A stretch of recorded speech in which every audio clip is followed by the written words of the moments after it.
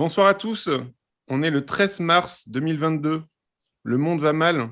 Entre 1970 et 2016, 68% de la faune sauvage a disparu selon l'indice Planète Vivante, travaillant sur 4392 espèces.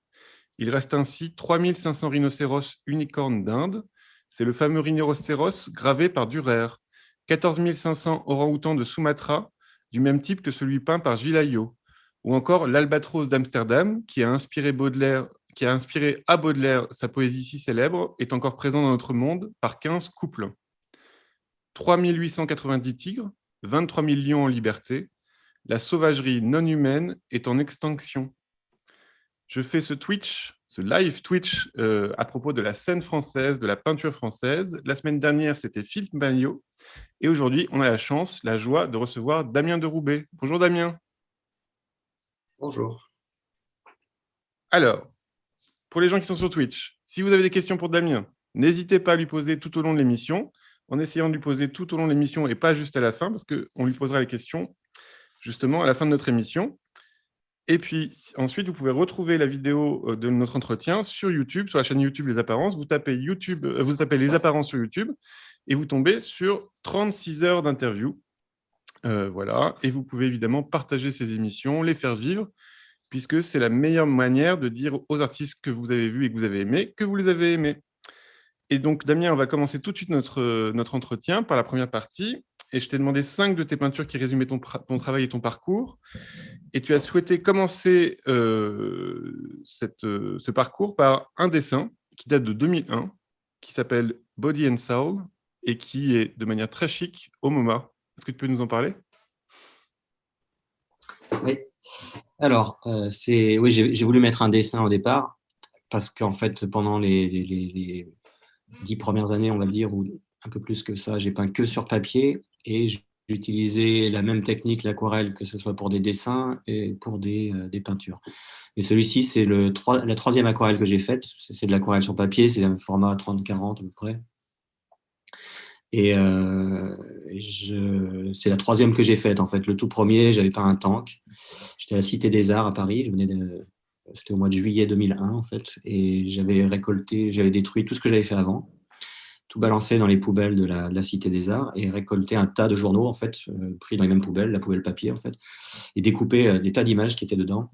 Donc, il y avait des chars, il y avait des requins, il y avait plein de choses. Et le premier, j'ai fait un char qui était un char panthère avec un numéro et 303 que j'ai repris dans des bulles, comme si elles sortaient du char.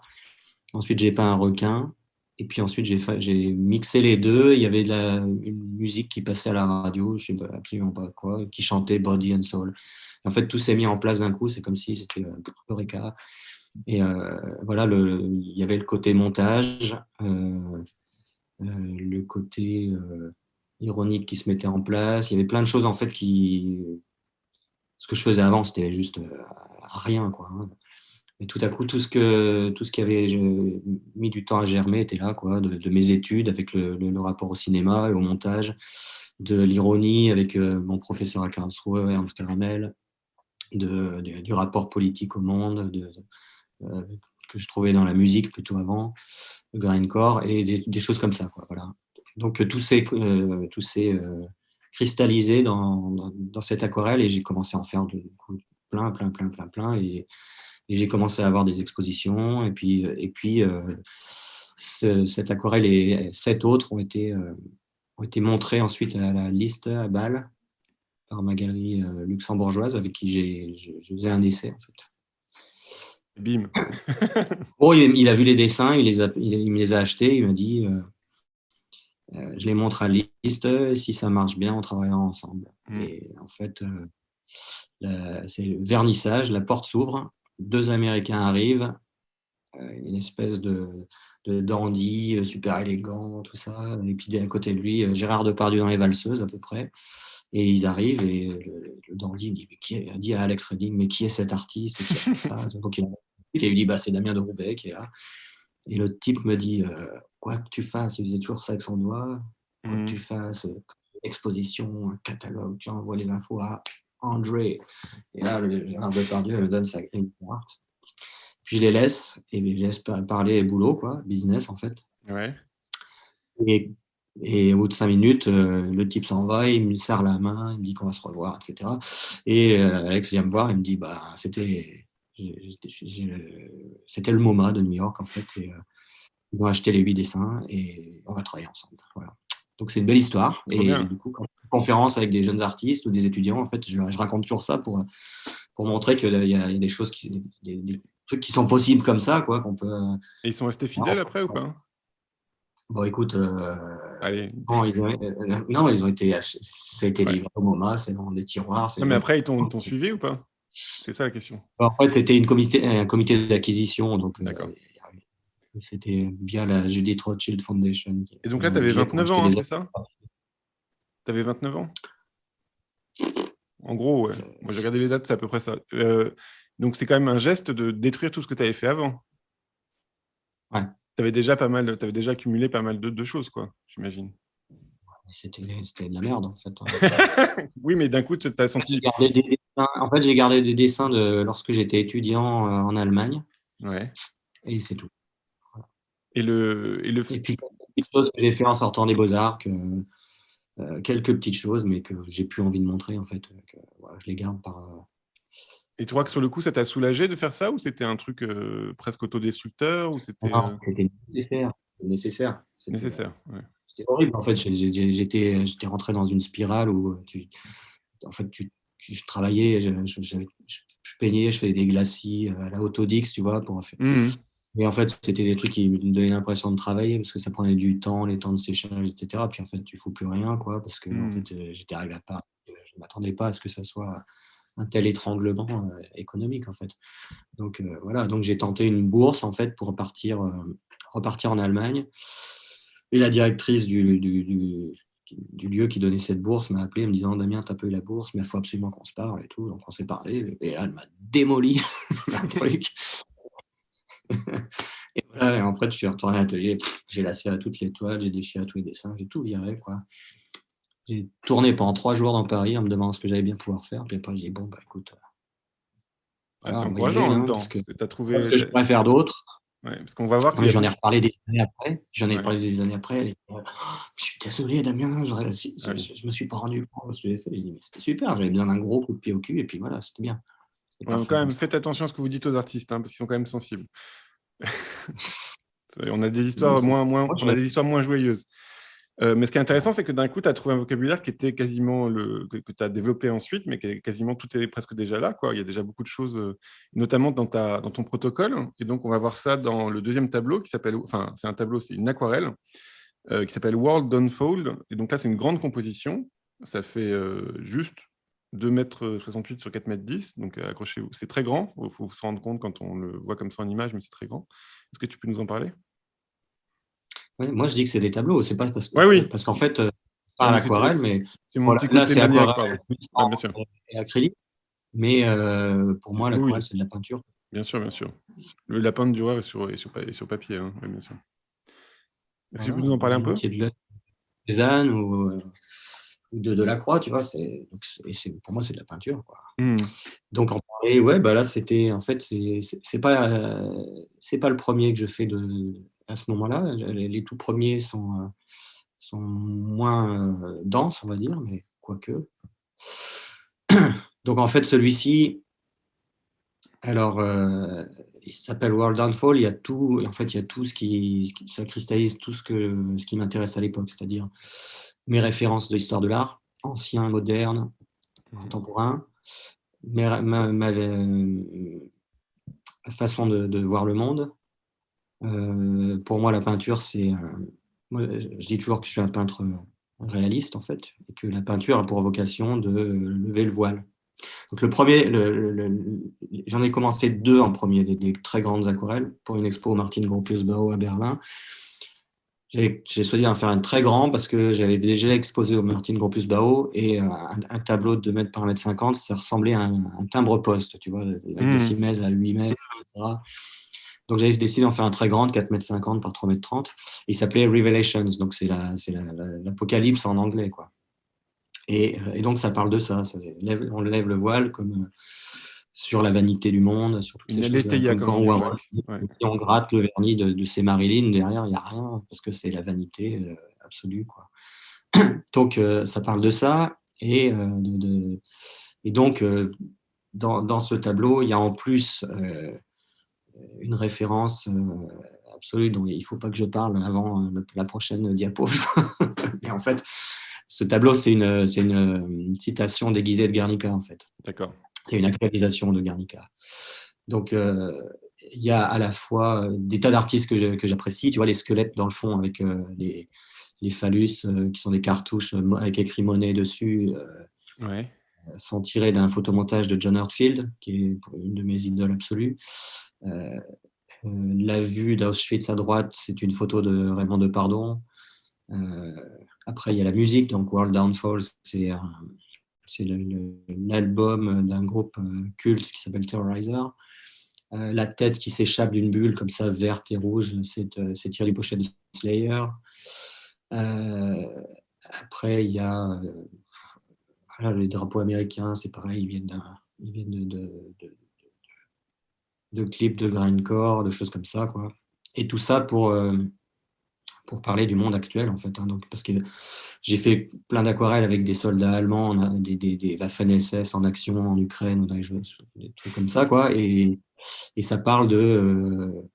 Et comme je vivais en Allemagne et que j'ai exposé beaucoup en Allemagne, j'ai souvent eu des gens qui étaient un peu gênés, qui venaient commencer à me parler de oui, le troisième Reich. Mais je ne parle pas de ça, en fait. J'utilise des images qui sont des signes, en fait, des symboles forts. Donc, quand j'utilisais des croix gammées, là, il n'y en a pas dans celle-ci, mais j'ai eu beaucoup de avec des croix gammées dedans. C'était une décision lourdement pesée avant la première fois que j'en ai mis une. Et en fait, c'est parce que c'était le signe pour, on va dire, 90% du monde occidental, c'est le signe absolu du mal, quoi. Donc, tu te situes voilà. par rapport excuse-moi, tu te situes par rapport aux images, on va dire, qui circulent partout dans le monde, on va dire dans les médias et tout ça?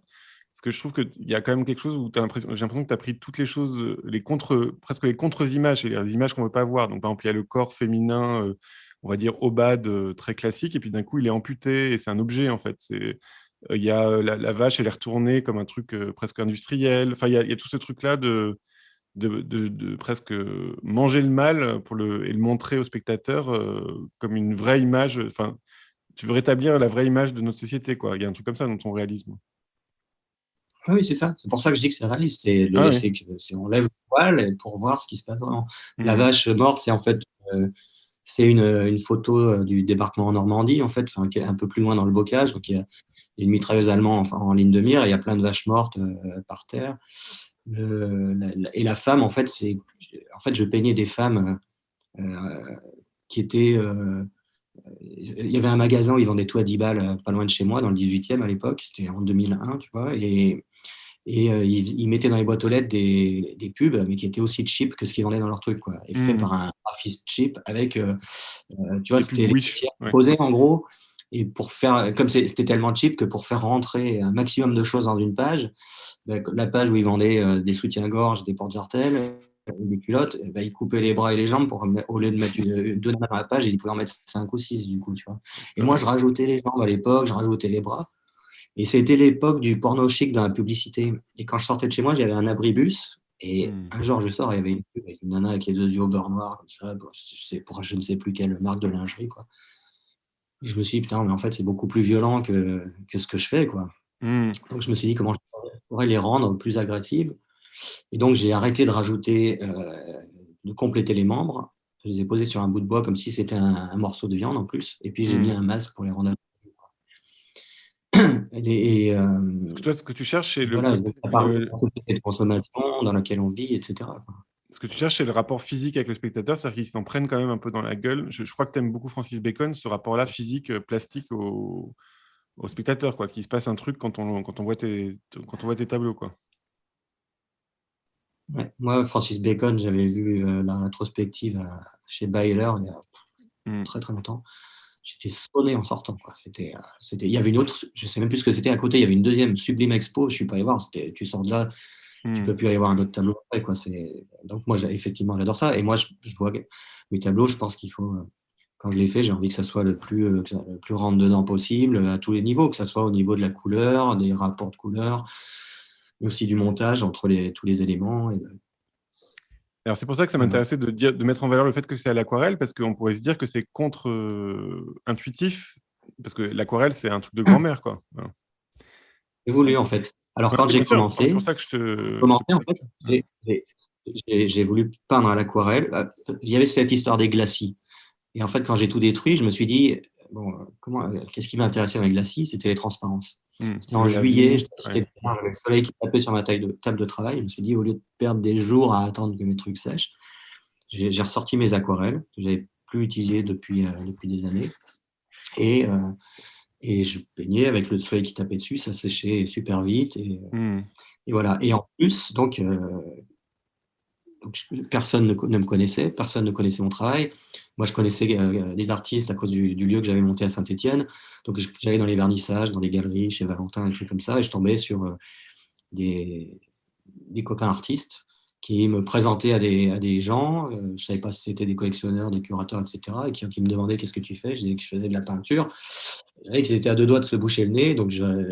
En fait, j'ai commencé pour déconner, alors rajouter, je peins à l'aquarelle comme les vieux ou Hmm. les peintres du dimanche ou des trucs comme ça. Donc, ils ne savaient plus trop sur comment prendre le truc, quoi. Et puis en fait, c'était vrai, quoi. Ouais, ouais. En fait, ce qui m'a intéressé, c'était d'utiliser une technique qui est vue plutôt pour faire des couchers de soleil ou des conneries, pour peindre des images dures, en fait. Et, euh, et pareil, j'utilisais un papier qui est un papier 125 grammes, donc pas du tout fait pour l'aquarelle. Ouais, Je un peu faisais mes fin. feuilles Ouais. moi-même. Et donc, ça gondolait de partout, ça faisait des grandes taches. Je prenais pas du papier aquarelle, quoi. Et je voulais surtout pas avoir une belle image, quoi. Même s'il y a de la beauté moi, je trouve, quand je revois mes trucs, tu vois, je trouve Mais non, ça mais beau. justement, c'est parce que Mais d'un coup, tu as, quand même t'as quand même alors, c'est mon petit, donc Niels, notre réalisateur, qui aime beaucoup le grindcore, m'a dit que le grindcore, ça pouvait être aussi un peu ironique comme style de musique. Et je me suis demandé s'il n'y avait pas un peu Allô? Ouais, je me suis demandé s'il n'y avait pas un peu d'ironie dans le ouais, fait oui. d'utiliser l'aquarelle dans cette position-là, c'est-à-dire de proposer des choses très violentes, mais avec la pratique douce, quoi, on va dire. Je sais pas, Oui, on oui, n'est pas oui, on oui, va parler d'après de ta gravure sur bois. La gravure sur bois, c'est vraiment violent. C'est bam, c'est une empreinte, tu vois. Là, d'un coup, il y a oui, un mais truc un peu peut-être de dandy au milieu de cette chose terrible, quoi, que tu proposes. Je sais pas, hein, je demande. non, moi, c'est vrai, c'est un truc voulu d'utiliser ce truc qui n'est pas du tout fait pour ça, quoi. Et après, la D'accord. gravure sur bois, c'est encore plus, c'est la conséquence de ça, en fait. Ouais, donc on va en parler après, mais voilà. On va passer au troisième tableau. Et donc là, c'est un autre aspect de ton travail qui m'intéresse beaucoup, c'est que tu as osé utiliser la mythologie, en fait. C'est-à-dire, là, c'est Ève osée Apocalypse, mais donc tu t'es aussi accaparé toutes sortes de mythologies, donc l'histoire de l'art, mais aussi la mythologie, les grands mythes. C'est quand même cette décontraction-là, à l'époque où tu l'as fait, donc en 2008, c'était pas du tout évident. Donc déjà, bravo. Et est-ce que tu peux nous en parler un peu? Ouais. Donc c'est encore très grand là, on croit que ça pourrait peut-être être petit, mais c'est très grand, hein. Ça fait 2 mètres de large. Donc je disais que j'utilise tout ce qui me nourrit, en fait. Donc la mythologie, ça a toujours été important pour moi, hein, Hmm. depuis toujours. Et en plus, là, les éléments qui sont présents ici viennent du Pergamon Museum, le musée de Pergame à Berlin, là, le serpent que vous voyez à droite. Ouais. J'ai sorti pas mal de choses de musée, enfin, photographiées et peintes ensuite. Et, euh, et puis, voilà, après, j'invente des choses. Tu vois, cette espèce d'Ève, c'est un mélange de la Vénus d'Éphèse, donc qui est censé être quelque chose qui est très positif, mais en même temps, je la mélange. C'est une Ève, mais en même temps, c'est un personnage qui est un peu tous les sexes. Ouais. Et voilà, donc ça continue sur ces idées de croisement avec un collage, mais dans tous les sens du terme. C'est-à-dire, je croise des éléments, mais aussi je croise des techniques. Les ailes sont un bois gravé que j'ai fait d'après une gravure de Dürer. Voilà, et puis donc, avec le billet d'1 dollar dans la bouche en plus, cette figure grimaçante qui est tirée d'une vidéo d'un groupe de death metal. Six Feet Under. Et voilà, ça continue à montrer cette Et alors, espèce tout de ça, paysage. quand tu pars faire l'aquarelle, on n'a pas le droit au repentir. Donc, tout ça, tu as tout bien calé avant de te jeter dans le grand format, quoi. Ou alors, ça se fait au fur et à mesure. On n'a pas le droit, on fait un peu ce qu'on veut. Tu sais, en fait, d'abord, j'en peins plein en même temps. Tu Ouais. m'entends ou? Ouais, oui, je t'entends, je t'entends. Oui, j'en peins plein en même temps. J'ai toujours une dizaine de tableaux en cours en même temps. Et puis, à l'époque du papier, comme ça, quand un truc me dérangeait, je le découpais, je le collais. Ils étaient comme ça. Mhm. Je pense qu'il y a un téléchargement qui a été relancé, là. Cette peinture-là, par exemple, je l'ai faite d'une traite, quoi. Et une traite, c'est Donc, combien de temps? Ouais. je sais pas, là, c'était, je sais pas, 2 jours de travail ou quelque chose comme ça. D'accord. Et des fois, tu te surprends à faire des associations et tout ça. C'est-à-dire, il y a des choses qui traînent et d'un coup, tu les reprends. C'est un peu du hasard surréaliste ou tu as quand même. Tu es dans une ambiance.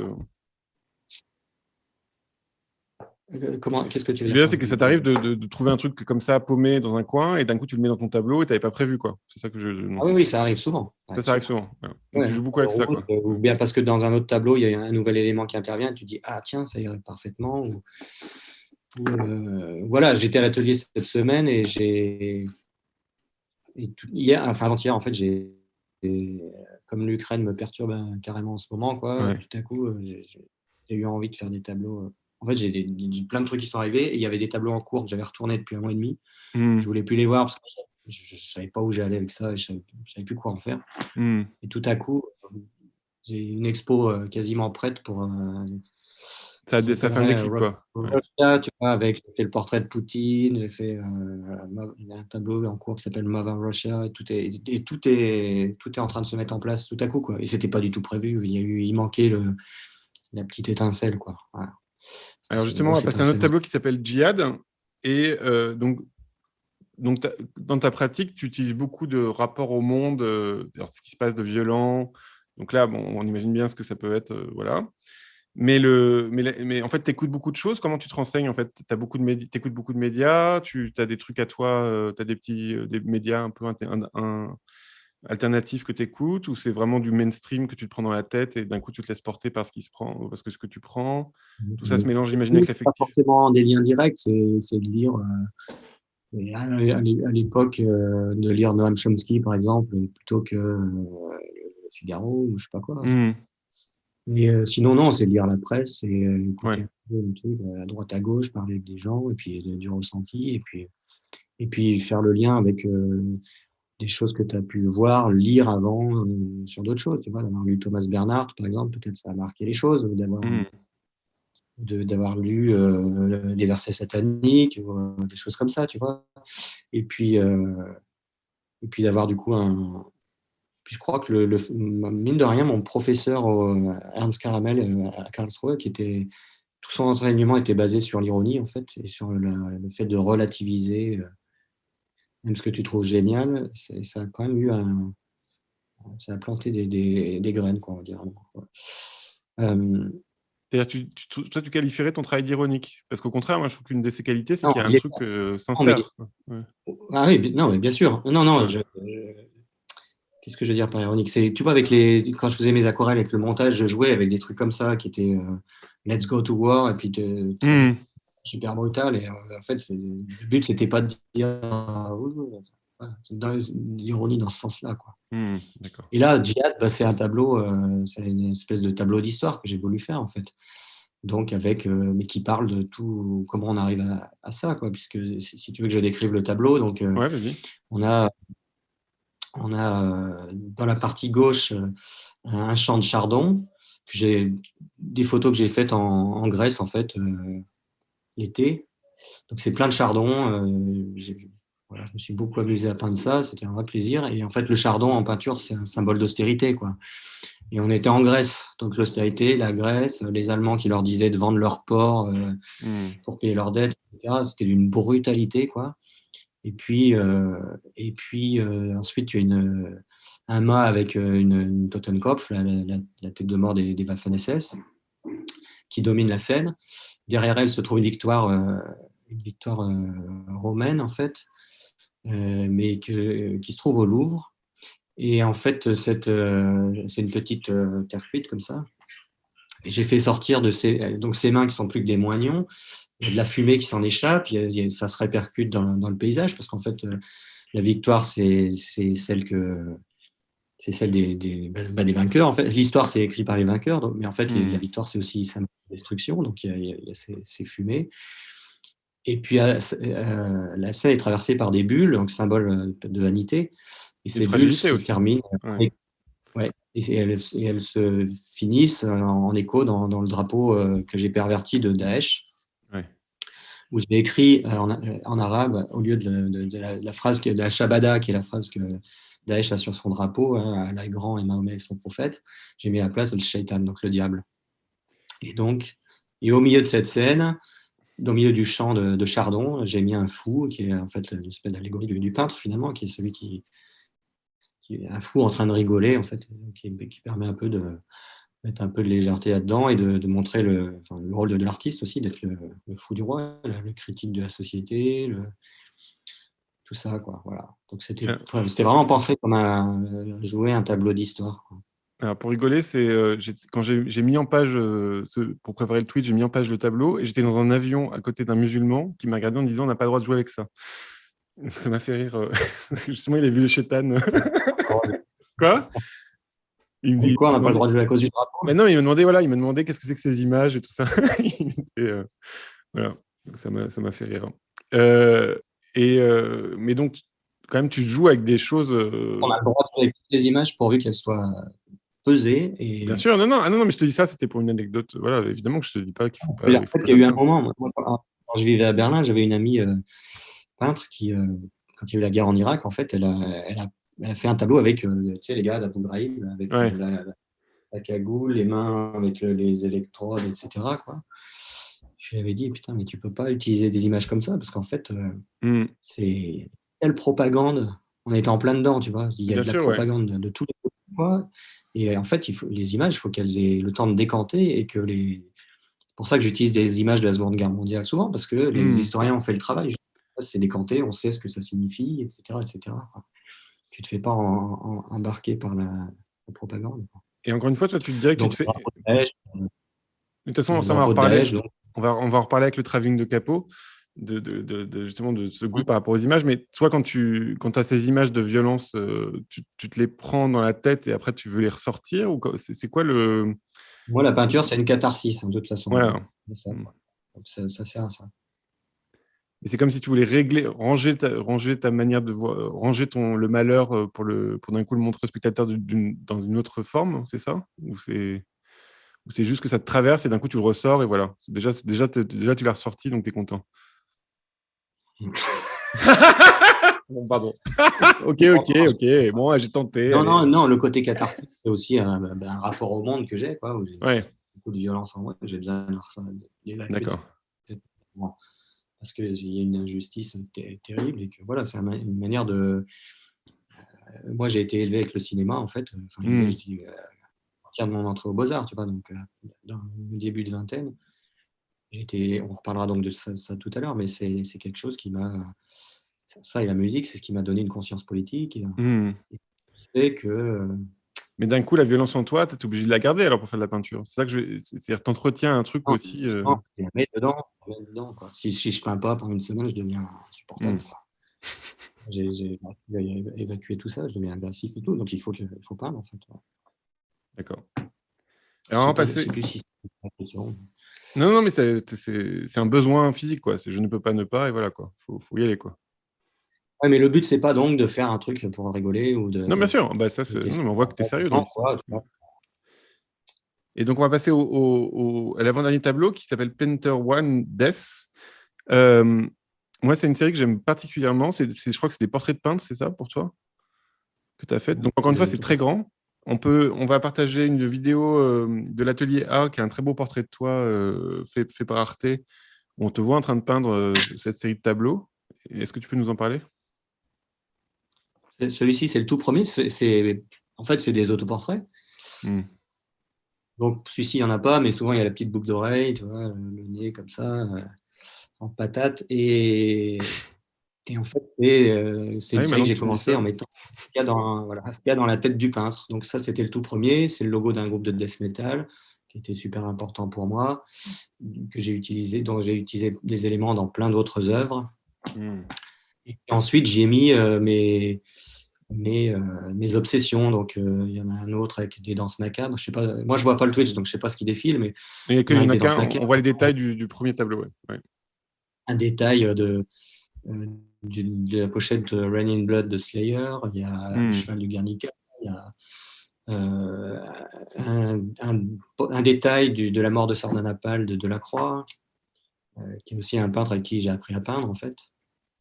J'ai fait des copies de Delacroix au Musée des Hmm. Beaux-Arts de Lyon, des choses comme ça, quoi. Donc, c'est les choses que j'ai toujours en tête qui me permettent de peindre, en fait. Voilà. Donc, Et là, et je voulais être posé dans un paysage, en général avec des lumières un peu, souvent un peu obscures et tout. Mais là, le fond, en l'occurrence, est tiré d'une pochette de 10 de ce groupe, Death, du second album qui s'appelle Léprosie, où il y a une lumière rose comme ça dans le fond.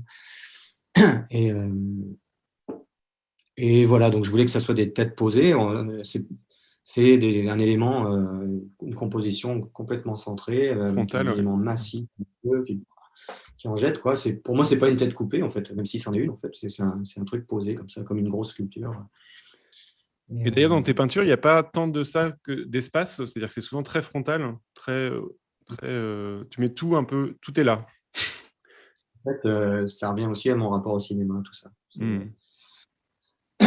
J'arrive pas à retrouver le titre du film, mais quand j'étais étudiant, on a eu un film de Fassbinder qui a été projeté. Et en fait, le film commence, c'est en noir et blanc, c'est une scène.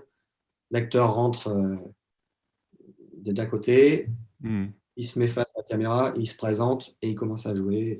Voilà. Ah oui. Et c'était un truc, putain, esthétiquement, c'était juste parfait, quoi. Alors, en tant que Puis comité de... ça rajoute ce côté, le monde est une vaste scène. Tu vois, Bien le sûr. baroque, ça a été super Ouais. important pour moi à un moment. C'était vraiment poser une scène comme ça.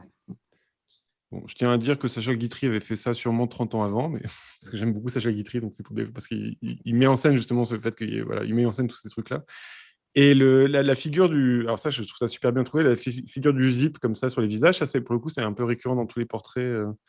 Donc c'est un zip pour faire la bouche, quoi. Voilà. Ça, c'est une chose que tu Ouais, as... sympa. C'est Bah, quoi? c'est un signe bête, en fait. C'est que le Le langage du peintre muet, peintre, quoi. Mm. bah, c'est pas moi, j'aime bien parler de mon travail, j'aime bien, tu vois, j'ai aucun problème à raconter des trucs quand je fais une conférence ou d'un moment je raconte une connerie pour faire rigoler le public et tout, quoi. J'ai aucun problème à parler, mais c'est Mm. pas, mais en fait, c'est L'enjeu, c'est pas d'abord... ouais. ce que je dis qui va finalement décrire le mieux ma peinture. Parce que quand je dis que je suis en dialogue avec Picasso, avec Velázquez, je ne sais qui, c'est parce que quand je vois leur tableau ou quand je vois un petit Bruegel au Louvre, je regarde le truc, je regarde le fond, je dis ah salaud, t'as fait comme ça. Et puis en fait, c'est en voyant ça que tu comprends en fait. Et tu comprends la pensée. Et en fait, c'est un autre langage. On se parle tous Mm. mieux en regardant nos tableaux qu'en se racontant des choses, même si elles sont sérieuses, quoi. Puis il reste aussi vivant que beaucoup de... Plus Bon, vivant que, Zip, c'est un signe. que des vivants. Ouais. Et, ceci dit, elle est ouverte, hein, la fermeture, mais voilà. Alors, je suis un peu perdu au niveau du temps, puisqu'on a eu des problèmes techniques, mais je voulais juste finir avec Rupture de communication, qui date de 2020. Est-ce que tu peux nous en parler? Alors, on retrouve les zips, qui sont dans les... Donc ça, je te l'ai un peu Ouais. imposé, parce que je trouvais ça intéressant d'avoir un tableau plus composé, peut-être plus récent aussi. Tu peux nous en Mhm. parler? Ça, là, c'est un grand format. On est passé à l'huile depuis les Ouais, deux précédents. Là. ouais, c'est vrai, j'ai pas Tu vois, oublié. un tableau qui a été fait en deux temps, en fait. Il a été exposé une première fois, puis en fait, je l'ai repris, j'ai trouvé qu'il était nul. Donc au début, il y avait deux grosses têtes, comme celle Ah oui, d'accord. d'où les zips. En fait, Ah oui, d'accord, t'as vraiment entre-temps, tout changé alors. Ouais. j'ai fait des sculptures en bois qui sont, dont celle de droite qui est représentée là. Et Hmm. j'ai décidé de transformer les têtes en des espèces de socles finalement et d'y intégrer. Il y a énormément de choses qui ont disparu. En fait. Il y avait un, euh, il y avait un bouc par exemple exemple, il y avait une victoire à gauche, sur la tête sur la tête de gauche, il y avait une victoire, et sur la tête de droite, il y avait un bouc un peu satanique, comme ça. Donc, ils ont disparu, ils ont été remplacés par ces sculptures, et il y a ces bulles, comme ça, des phylactères, mais qui comportent des sculptures africaines, en fait, des fétiches Nkisi. Ça, c'est des gravures pour le Et coup. donc, ça parle il y a ces deux langues qui s'embrassent en bas, et ça parle ouais, d'un monde d'incompréhension et de communication breakdown, c'est un titre de Led Zeppelin. J'ai écouté ça à ce moment-là, je me suis dit, tiens, ça m'a. Tu vois, il y a des hasards aussi comme ça. J'écoute Mhm. rarement Led Zeppelin. Et là, ça passait, je me dis, tiens, j'ai trouvé mon titre. Ça a donné du sens tout à coup au truc, parce que je cherchais cette histoire de langage contrarié ou d'incommunicabilité. Tu vois, les personnages se parlent mais ne se regardent pas, etc. Puis voilà, ça s'est fait comme ça, quoi. Qu'est-ce que je peux te dire là-dessus sinon? Bah, moi, ce que j'ai apprécié dans ce tableau, c'est le fait que tu nous ramenais à peut-être tu ramenais l'objet, on va dire l'objet d'art d'un autre pays à son étrangeté, quoi. Il y avait un truc très, on est très, on a l'impression de justement d'avoir un problème de communication avec ce qui se passe entre eux, ce que ça raconte et tout ça. Mais tout ça, ça s'est fait un peu comme ça ou c'est quand même, enfin, c'est pas rien de prendre des tables, des fétiches ou des. Bon, en fait, oui, T'as- mais en Encore une fait, fois, tu as joué avec la mythologie, tu as joué avec. Voilà, et d'un coup, tu joues avec aussi d'autres cultures comme ça. ouais, mais ça, j'ai toujours aimé, en fait, beaucoup les choses olmèques, aztèques, des sculptures africaines, des choses comme ça. Hmm. En fait, quand j'habite à New York, je suis allé faire une conférence à Boston, au Musée des Beaux-Arts. Et, euh, et dans les collections du Musée des Beaux-Arts de Boston, il y avait ce fétiche, et je suis tombé là-dessus. C'est la première fois que j'en voyais un. Et waouh, putain, il y avait une telle présence. J'ai fait des photos, ouais, je suis parti, puis je suis rentré à l'atelier à New York quelques jours, 2 jours après, Hmm. et je l'ai peint. Et puis, c'est resté dans un coin pendant longtemps, et je sais pas, il y a 5 6 ans, il est ressorti tout à coup, et j'ai fait toute une expo avec, et j'ai fait tout un ensemble de tableaux que j'ai appelé Au cœur des ténèbres, Heart of Darkness. Il y a ce livre qui est Conrad. extraordinaire. Ouais. Bref, Conrad, et puis il y a Ah son merde. descendant. Euh, il a écrit un livre qui s'appelle, c'est un Scandinave, ça s'appelle Exterminer toutes ces brutes. C'est la suite en fait Ah, ok. où il explique comment en fait le Troisième Reich, c'est, enfin la Shoah, c'est la conséquence, enfin que Hitler en fait s'est inspiré de tout ce qu'il a vu fait par les Belges au Congo, fait par les Français en Hmm. Algérie, par les Anglais ailleurs, les États-Unis avec leur peuple, etc., qui s'est bien regardé. Et que donc tout ça, c'est à la base de ce qu'on a fait en Afrique, c'est à la base de la merde qui est arrivée plus tard chez nous, quoi. Donc ça s'appelle Exterminer tous ces brutes, toutes ces brutes. Le titre va me revenir, le nom de l'auteur. Et Et donc, donc, ouais. je suis perdu du coup en parlant de tout ça. Et donc le fétiche, oui, donc j'ai fait une série qui s'appelait comme ça, Heart of Darkness. Et donc il était extrêmement présent ce truc. Et j'ai fait toute une expo comme ça qui avait été montrée chez Fabienne Leclerc. Et à ce moment-là, je commençais à fréquenter pas mal d'artistes africains, parce qu'en partie, il y en a qui exposaient chez Fabienne, comme Otobong Nkanga, Dominique Zimpe, et comme Myriam Mindou, qui est devenue une amie, et Hmm. puis Barthélémy Togo, que je connais depuis longtemps, parce que j'avais travaillé pour lui en 2000. Et, voilà. Et en fait, ils sont allés voir mon exposition ensemble. Barthélémy n'était pas. Et en fait, Myriam m'a raconté après ils ont palabré dans mon expo, ils se sont assis, puis ils ont parlé. Et à la fin, Myriam m'a dit, on a conclu que tu étais animiste. Bon, ok, si tu veux. Et puis, ça me va. Et Hmm. que tu es très bonne ici, le ici te traitera bien. Et en fait, je me suis rendu compte que quand j'utilisais ce fétiche, c'était un peu le portrait de l'artiste dans les tableaux, en fait. Voilà, c'était le seul personnage qui était toujours très positif finalement pour moi. Et c'était un peu l'artiste, comme il y avait le fou juste avant dans Djihad, Ouais. et c'était l'artiste au milieu de la composition. Et c'est un fétiche qui est assez puissant, hein. J'ai parlé avec des collectionneurs qui en ont. Il y en a un, il a dû s'en se débarrasser parce qu'il n'arrivait plus à vivre. Enfin, vraiment des trucs de malade, quoi. Les gens sont. Et en même temps, Myriam et d'autres artistes africains m'ont dit des fois, tu débarques chez un collectionneur, tu as un Kissi posé sur la télé ou avec je ne sais quoi à Ouais. côté. Elle dit Il dit, pour te dire ce que ça nous fait, imagine le pape va en voyage, je sais où en Afrique, et il rentre dans une maison et il tombe sur un Christ en croix posé la tête en bas avec les slips qui sont en train de sécher dessus, quoi, tu vois. Ouais. D'ailleurs, j'ai fait un tableau après comme ça qui s'appelle l'étendoir, avec un nouveau drapeau Voilà. et avec une cravate qui sèche, avec enfin bref, ouais. J'aurais pu te la montrer, celle-ci. On Et la donc trouve là, sur mon Instagram. tu nous as parlé un peu de l'Ukraine en disant que ça te travaillait beaucoup. Toi, tu te situes comment entre l'atelier et là, justement, donc tu gères quand même le mal, j'ai l'impression que tu gères le mal du monde, quoi, que de ton atelier, tu regardes tout ce qui se passe mal et tu l'ingères, tu le travailles. Et il y a la question, parce qu'on va passer à la deuxième partie de notre émission, mais il y a la question de, par exemple, je pense au livre de Brassailles sur Picasso pendant la guerre 39-45 qui reste à l'atelier pour travailler. Ça, c'est un truc que tu te poses, toi, ou pas du tout? C'est-à-dire, tu te dis pas, quel est ton rôle en tant qu'artiste dans tout ça, quoi? Parce que tu vois les choses, tu les remontres. Est-ce que ça te suffit comme Ouais, il y posture? a plein de choses là-dedans. Il y a le truc de Francis Ponge, l'artiste prend en réparation le monde dans son atelier, etc. Je suis pas sûr. Il y a et tout s'il change le monde, etc. Tu vois, la Biennale de Lyon, toutes ces choses-là. Hmm. Est-ce que ça a changé grand-chose? Tu vois, moi, mon travail, les premières aquarelles, j'avais quand même ça en tête aussi. C'était après les artistes des années 70, après les Buren, les Hans Sacke, Ouais. etc., tous ces les artistes qui ont été très politisés, est-ce qu'ils ont changé quelque chose ou pas? Et comment moi, avec mes petits moyens, je peux changer les choses? Et en fait, ma réponse avait été de prendre une aquarelle et de faire un petit une espèce de bordel comme ça et de balancer à Hmm. la face du monde des tas de trucs comme ça, quoi. Et avec aussi ce truc d'Umberto Eco qui dit que en fait, en gros, tout acte est politique, quoi. Donc, dire, écrire, faire un dessin, c'est politique. Donc, tu vas donner une. Après, on est des tas d'artistes. Il en restera un sur je ne sais pas combien. Donc, est-ce que ça changera? Est-ce qu'on se souviendra? Est-ce que Hmm. c'est pas tout de suite que ça change les choses? Bien sûr. Mais de même que moi, j'ai été en tombant devant une œuvre, ça a transformé ma vie. Ça m'a donné un sens à ma vie. Peut-être que un de mes tableaux changera la vie de quelqu'un, peut-être que quelqu'un deviendra plus éclairé ou je ne sais quoi, tu vois, et permettra de, de devenir je sais pas, ou un intellectuel. Voilà, mon prof de cinéma, peinture aux Beaux-Arts nous disait euh, qu'en fait, un intellectuel, c'est quelqu'un qui crée des formes et que, Hmm. en fait, au départ, il y a des voyous et que les voyous soit ils se cultivent et ils deviennent des intellectuels, soit ils ne se cultivent pas et ils deviennent des fascistes. C'était assez partagé, toujours comme ça avec lui.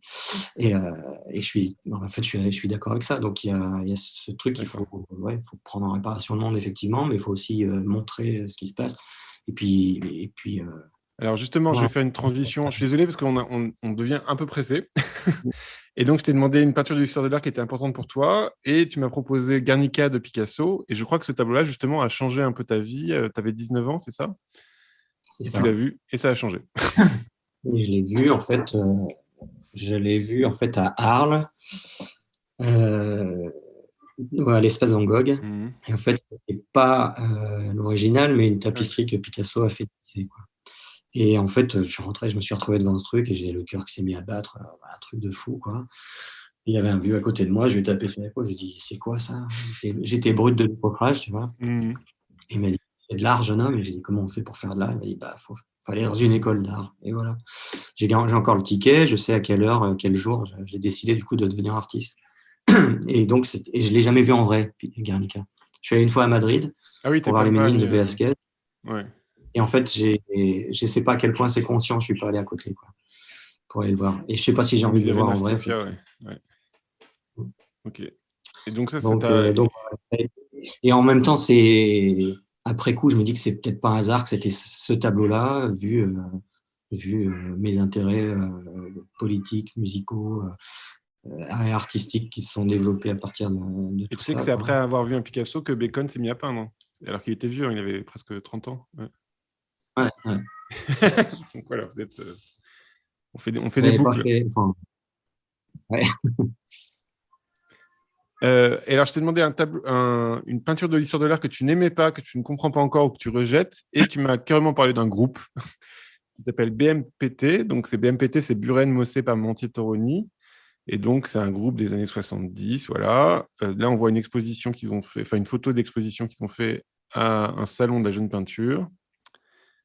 Je te laisse. Donc, voilà, on connaît quoi. Buren des lignes, Mossé des ronds, Toroni des carrés. Voilà. Tu peux nous en parler? En fait, je m'en fous en fait de ce travail en général, mais c'est ce qui en a découlé en France en fait. C'est-à-dire que bon, les rebelles qui sont contents que Marcel Duchamp était là à la première dans un cinéma. Et en fait, Marcel Duchamp, qui pour moi est un grand artiste, c'est un peintre raté.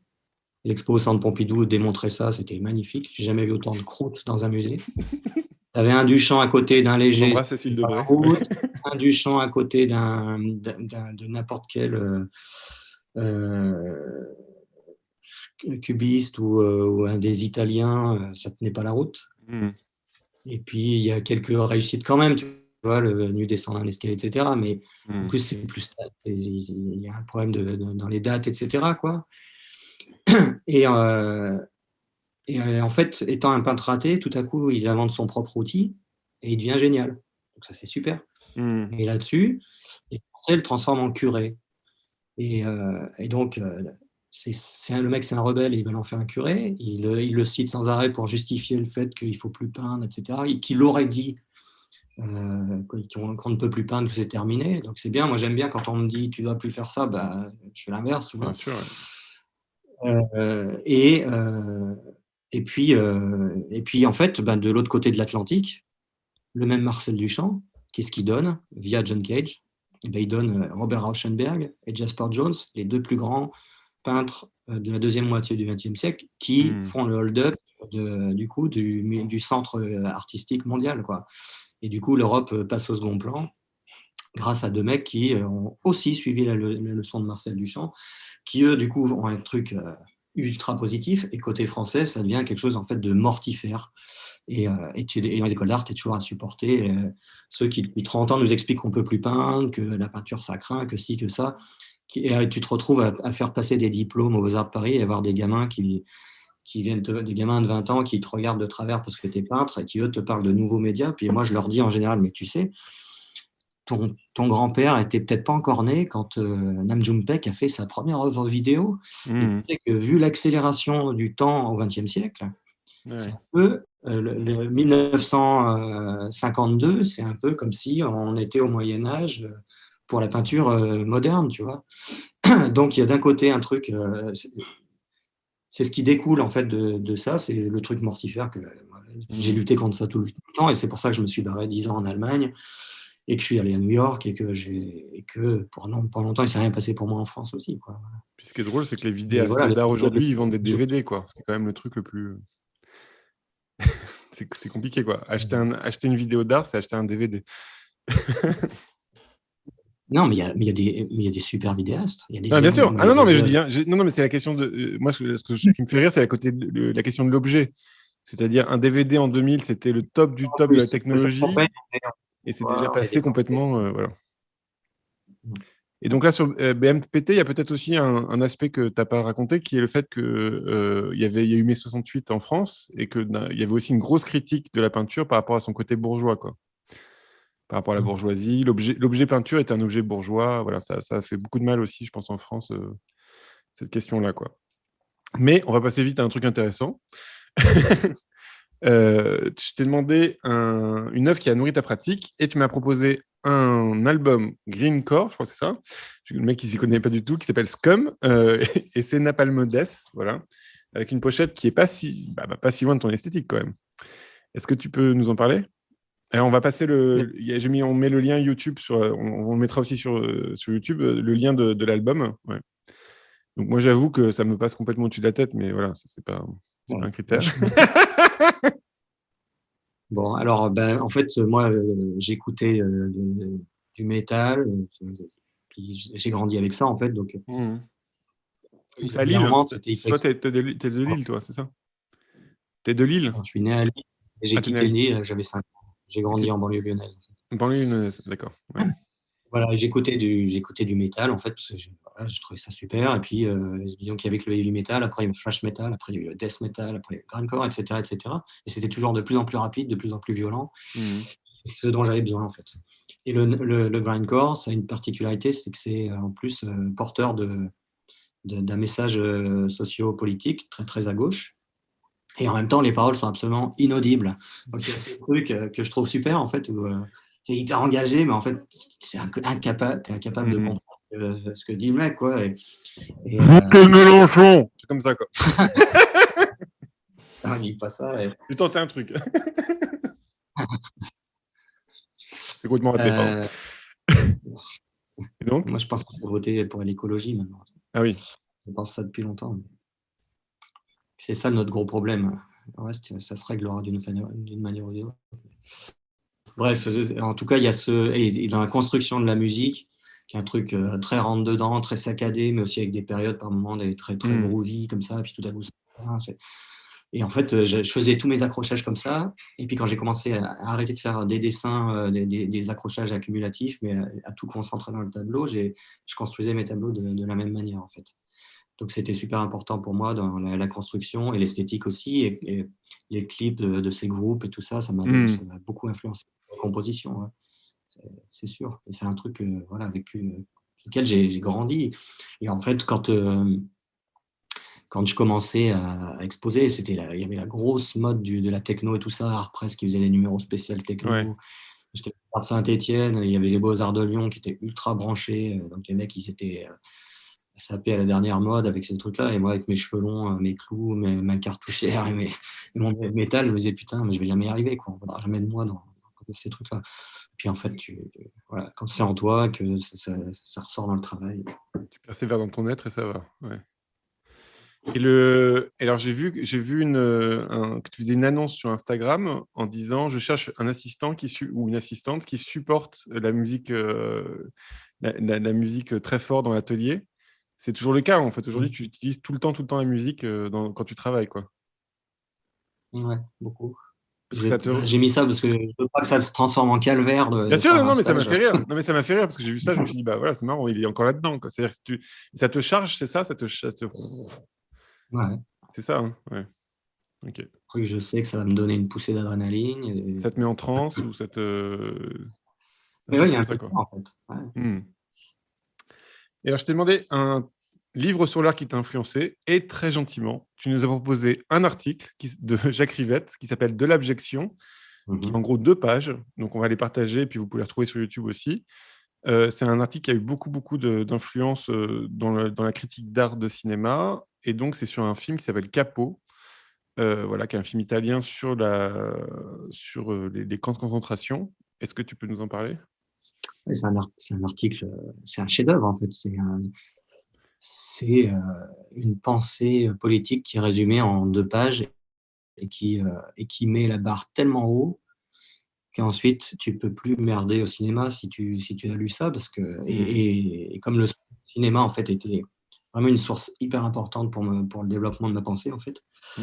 Donc en gros, ce film Capot, l'article est connu plutôt sous le titre de Le Travelling de Capot.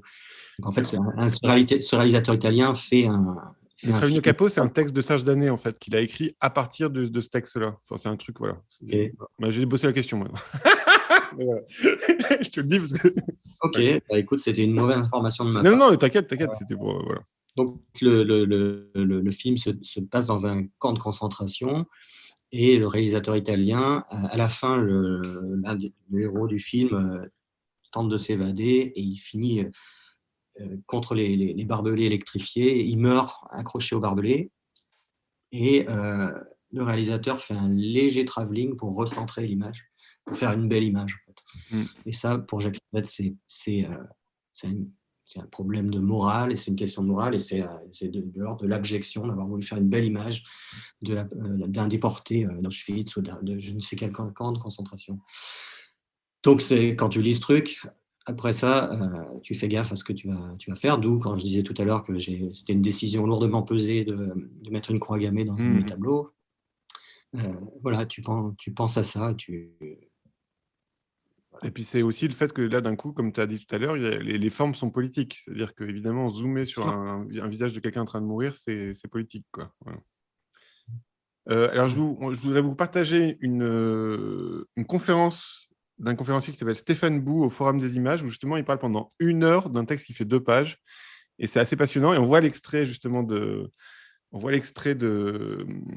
Capot, et on voit aussi que tout est un peu plus flou que ça, parce que par exemple, une des choses qui peut peut-être te plaire dans ce texte, c'est qu'en fait, Rivette a vu le film. Donc à l'époque, on voyait le film et il fallait écrire après parce qu'on avait tout dans la mémoire, quoi. On le revoyait pas en DVD ou je sais pas quoi. Et donc il y a une urgence, il a dû le faire en une soirée, en fait, en sortant du. Donc c'est quand même on sent d'ailleurs que c'est écrit comme ça, très à l'arrache, quoi. Voilà. Donc voilà. Je pense que c'est quelque chose qui l'a touché aussi là-dedans. Alors je t'ai demandé un peintre contemporain que tu aimais.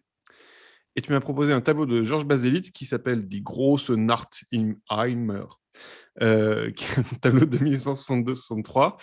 Voilà. Alors, j'ai appris grâce à toi, en regardant ça, qu'il avait eu un procès pour obscénité à cause de ce tableau. Je ne sais pas si tu es au courant, mais il a eu un petit procès comme ça.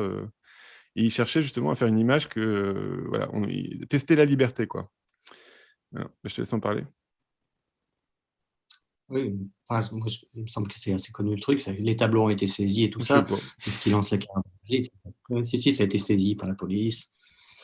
Il y a plein d'histoires. On ne sait pas si c'est pas le galeriste qui a appelé pour faire un coup de pub, etc. Ouais. Mais toujours est-il que les tableaux ont été saisis, que ça a été un sacré truc et que surtout le tableau, c'est un chef-d'œuvre. Voilà. Et en fait, j'ai dit Baselitz parce qu'il y a énormément d'œuvres de Baselitz qui me plaisent. L'expo au Pompidou, là, je crois qu'elle vient juste de se terminer d'ailleurs. C'était un ensemble de chefs-d'œuvre formidables. J'ai réussi à louper, mais voilà. Non.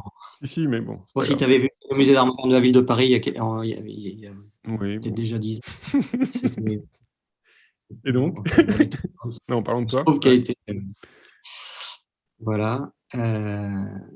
Et donc, ce tableau ouais. Et donc voilà, j'aurais pu en montrer 15, 20 autres qui me plaisent autant, mais je me suis dit, voilà, c'est le premier, on y va, quoi.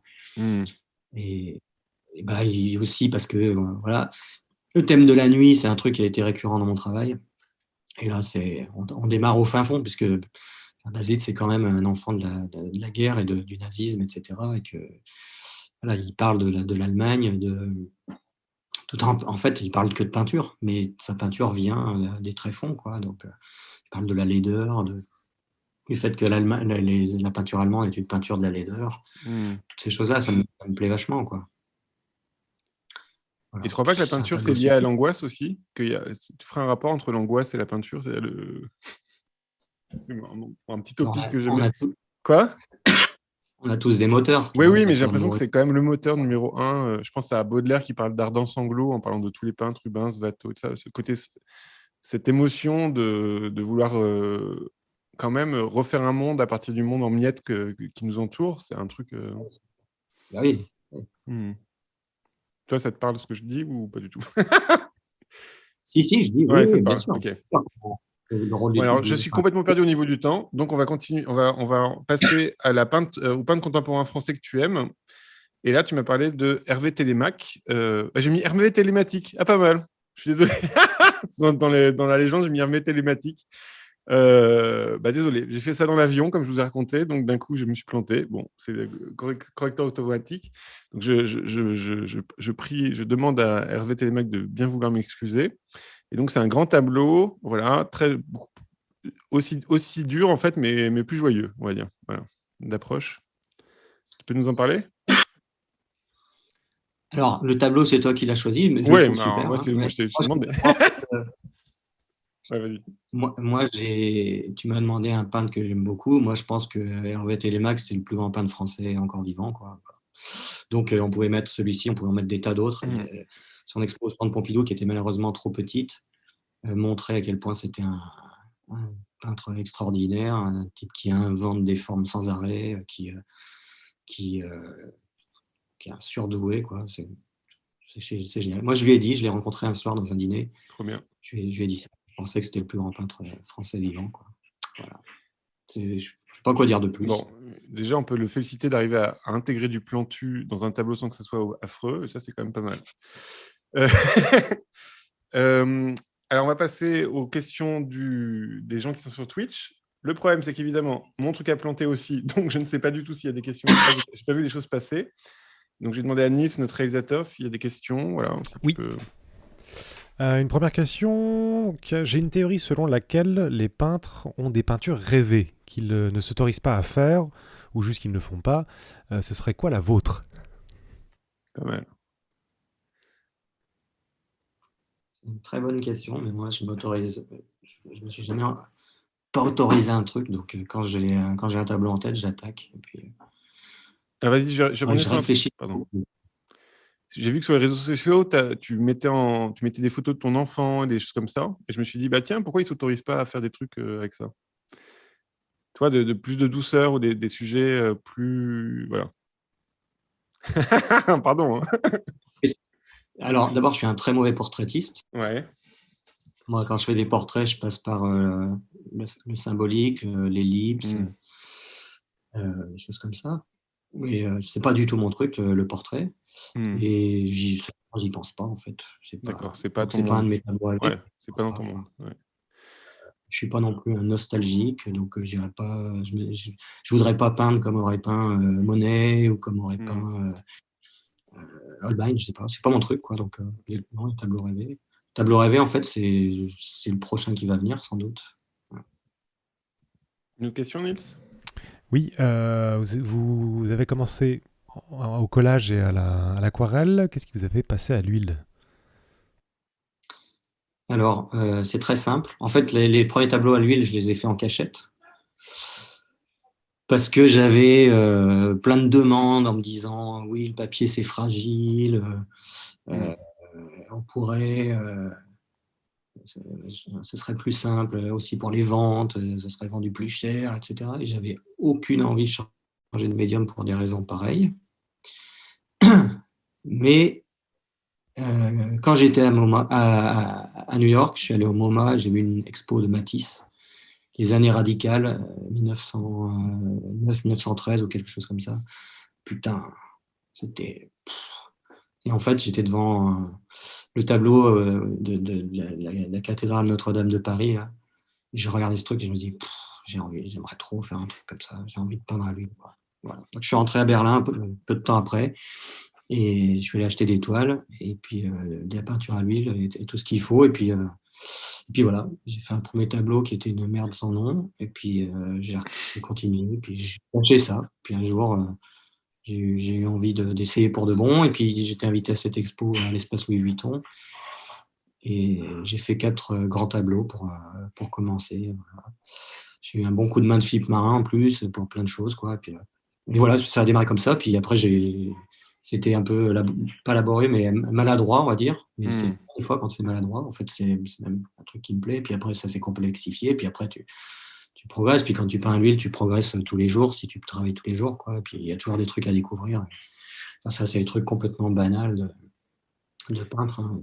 Et alors, dans cette même émission, Les Apparences, il y a Françoise Petrovitch qui nous a raconté qu'elle n'a pas peint pendant 10 ans sur toile, parce que justement, il y avait une ambiance anti-peinture en France qui a fait que elle n'a pas eu le courage de s'attaquer comme ça frontalement avec des objets peints et tout ça. Et donc, quand elle est passée par les grands dessins ou les grandes aquarelles, c'était aussi une manière de partir un peu en biais. Et ça, tu penses que ça t'a influencé, toi, ou pas du tout? Ça n'a rien à voir comme histoire? Non, tu sais pas. Mais moi, si on me dit qu'il ne faut pas faire ça, je vais pas. Ouais, tu le fais. Bon, ouais. Parce que je t'ai entendu. Je ne vais pas faire quelque chose parce que le public n'en veut pas. Non, mais quand je dis ça, c'est que c'est une ambiance. Toi, c'est pas. Ce qui m'intéresse, c'est qu'on croit que la société n'a pas d'objet. Je pense que la société a une influence sur les artistes, en fait. Qu'il y a quand même une. Alors moi, pourquoi j'ai peint sur papier au départ? Déjà, j'ai détruit tous ces trucs. Il y a cette histoire d'aquarelle que j'ai racontée tout à l'heure. Et puis après, c'était une histoire d'économie. J'habitais dans un atelier de 18 mètres carrés. Ouais. J'avais un mur sur lequel le plus grand truc que je pouvais faire, c'était 2 mètres par 1,50 m. Ça décrit mon format. Et quand je finissais un truc, je roulais. Et les rouleaux et les rouleaux, ils prennent pas quand des châssis et des trucs. Déjà, ça coûte d'acheter des châssis. Il faut les stocker, tout ça. Donc, c'était pas possible. Et en fait, ça aurait pu être une contrainte qui m'aurait tué. Et en fait, j'ai retourné la contrainte en prenant l'aquarelle, le papier, tout ça. Et puis, tout à coup, j'avais une légèreté grâce à ça. Sinon, en fait, si j'avais voulu continuer avec les tableaux, j'aurais arrêté de travailler, tout simplement. Quoi. Donc, c'est pas du tout pour ça que j'ai fait l'aquarelle. C'est pour une. D'accord, mais je vais demander. Hein. Ouais. Mais je vais pas arrêter de faire un truc parce que Et alors, par les contre, gens par contre, pensent contre. dans ton parcours, tu es allé, t'as pas fui, mais tu es parti de Paris pour aller à Berlin à un moment donné où justement, enfin ça, je t'ai entendu dans une conférence le dire, donc peut-être que c'était faux, mais c'était en 2014. Tu disais que l'ambiance était tellement morose à Paris à une certaine période que tu as voulu aller à Berlin pour aller peindre tranquille, et puis après, tu es revenu. Enfin, t'as pas hésité à te Non, déplacer aussi en fonction de. Ouais. non, mais le truc, c'est que je me faisais tellement chier à Paris, en fait. L'ambiance, oui, bien sûr, l'ambiance. Ouais. Mais entre peintres, faut se rencontrer, tu vois. Mhm. Putain, je me souviens de la rétrospective Max Beckmann au Pompidou. Je sors, je tombe sur deux artistes un peu branchés comme ça. Mhm. Damien et tout. Qu'est-ce que tu fais? Je viens de voir Max Beckmann et l'un des deux me dit ouais, Max Beckmann. Mhm. Je te souhaite de faire dans ta carrière un tableau qui lui arrive à la cheville et puis Mhm. gagner, tu vois. Donc, à entendre des merdes pareilles en permanence, tu vois, j'en avais ras-le-bol. Et puis, en fait, moi, j'ai étudié en Allemagne. Quand j'étais en Mhm. Allemagne, c'était l'Académie de Karlsruhe. Les étudiants ou les profs que tu rencontrais, ils disaient, qu'est-ce que tu fais? Tu fais de la peinture, tu fais du dessin, de la vidéo, tu fais de la sculpture, tu fais tout ça ensemble, tu fais de l'installation. En fait, c'est ton médium, quoi. Mais après, on va voir ce que tu as dans le bide. Et puis là, ça devenait intéressant, tu vois. Donc, Mhm. et en fait, je me suis dit, j'en ai ras-le-bol la scène parisienne. Il y avait tout ce côté lié au design, au postmodernisme, machin peu. J'avais ras-le-bol et je suis parti. J'ai postulé pour une bourse pour Berlin, je l'ai eu. J'étais censé rester 6 mois, je suis resté 10 ans parce que là-bas, j'ai rencontré justement plein d'artistes super, Mhm. qu'ils soient peintres ou pas, mais avec qui le monde tout était possible en fait. Et on parlait en fait on parlait d'art, on parlait pas de ah, t'es peintre, ah, t'es ci, ah, t'es ça. Et tu te sens mieux maintenant à Ça Paris ou m'intéresse pas, aujourd'hui? pas. C'est plus décontracté, mais le marché a quand même pris pas mal là-dessus aussi. Hein, donc, les années dorées, de toute façon, après, je suis C'est quoi arrivé les au années chrono, dorées? peut-être. Je sais pas. Les années dorées, c'est quand justement tu découvres, que tu mets tout en place, que tu rencontres sans arrêt, Ouais. tu vas à plein de vernissages, tu trouves que c'est cool d'aller dans une foire, parce que tu rencontres plein de monde et tout, tu vois. Mhm. Et donc ça, évidemment, t'en reviens, quoi. Et puis, t'es pris par la vie, t'es concentré dans ton atelier, et tu rencontres moins de monde, mais Et tu continues à j'ai avoir encore beaucoup plein de d'artistes, toi, ou pas? Parce que tu as quand même une boulimie de ce qui se passe. Tu regardes beaucoup les autres. Tu regardes beaucoup ce qui se passe en histoire de l'art, mais pas assez, on va dire pas assez. Ah, j'ai l'impression que quand même, tu es un des artistes qui regarde beaucoup, quoi. Parce que j'ai fait beaucoup de commissariats d'exposition. Voilà, ouais. Voilà, mais Ok. je sais Une pas, autre question, Nils?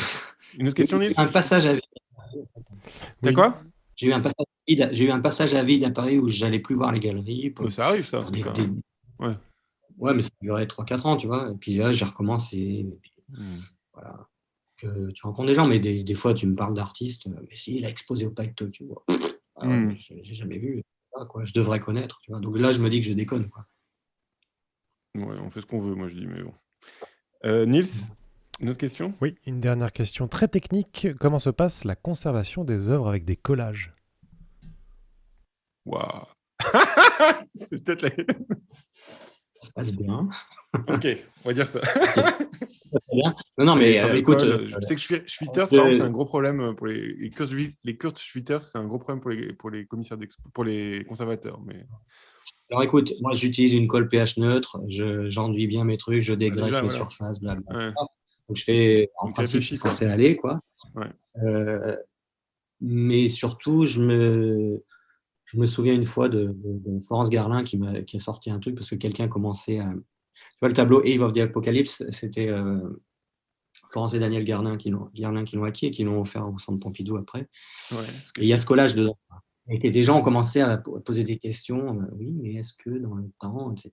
Et on a Hmm. dit, mais vous savez, c'est pas le problème des artistes, c'est le problème des conservateurs. Donc ils Hmm. trouveront le truc. Tu vois, les gens qui viennent me dire, oui, tu utilises ci et ça, ben, tu sais, il y a des sculptures de Picasso en carton, tout le monde rêve de les avoir.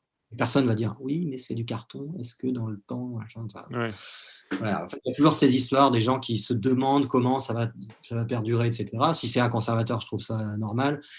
Quand c'est des collectionneurs, il y avait les mêmes problèmes avec le fait que ça soit violent, que ça soit ci, que ça soit ça. Tu vois, On a eu, je ne sais pas si tu as fait déjà Jérôme Zander, mais on avait eu plein de discussions là-dessus, sur le fait que si tu enlèves les œuvres avec de la violence du musée du Louvre, il ne reste plus que 3 pots de fleurs, quoi, tu vois. Et encore, les pots de fleurs. Oui, par exemple, là, avec l'Ukraine, Ouais. là, par exemple, il y a la guerre en Ukraine. Moi, je trouve ça assez. Enfin, personnellement, dans ma vie, d'un coup, c'était assez émouvant de regarder les tableaux des massacres des innocents parce qu'on était vraiment dedans. Tout ce qui est massacre des innocents, c'est un thème biblique, mais d'un coup, qui a été peint par plein de peintres, bah, ils nous racontent ce que c'est que l'Ukraine, quoi. Donc, c'est aussi un stock d'informations sur ce que c'est que le réel qui est quand Ouais, je même. voulais dire aussi c'est aussi ce que je voulais dire tout à l'heure avec cette histoire de la mythologie. C'est que Bien sûr. c'est par hasard que ça soit arrivé avec nous. C'est que c'est des thèmes qui parlent de chaque période. Et dans 2 siècles, tu liras encore Ovide et tu diras, ah, putain, ouais, ça résonnera encore. Bah, C'est s'ils aussi tiennent pour ça autant, que. c'est que. Ouais, bien. S'ils tiennent autant, c'est pas pour rien. Ouais.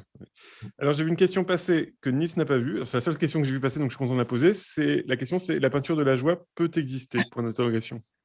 Est-ce que justement une peinture Pardon? est-ce que la peinture de la joie peut exister? Pas facile. Est-ce que vous Une avez peinture entendu de la parler joie. de David Hockney? Ouais. Est-ce que vous avez entendu parler de David Hockney, qui est Ouais. Ouais. pour moi un grand peintre au monde, quoi. Hmm. Sinon, par rapport à mes tableaux, Ouais. moi je m'éclate quand je peins. Je m'amuse beaucoup, je Ça se rigole en voit. peignant. Je Ouais, ça gueule se voit. aussi, Hmm. je rigole. Quand je revois un de mes tableaux dans un musée, je m'assieds devant, je fais waouh, putain, ah, c'est beau. Ah ouais, j'avais fait ça. Ah, il y a ci, il y a ça. Hmm. Ça m'éclate. Je suis très heureux en fait. De toute J'ai façon, tu n'aurais aucun pas une telle souci avec production si ça. tu t'ennuyais, parce que c'est quand même. Mais j'ai Voilà.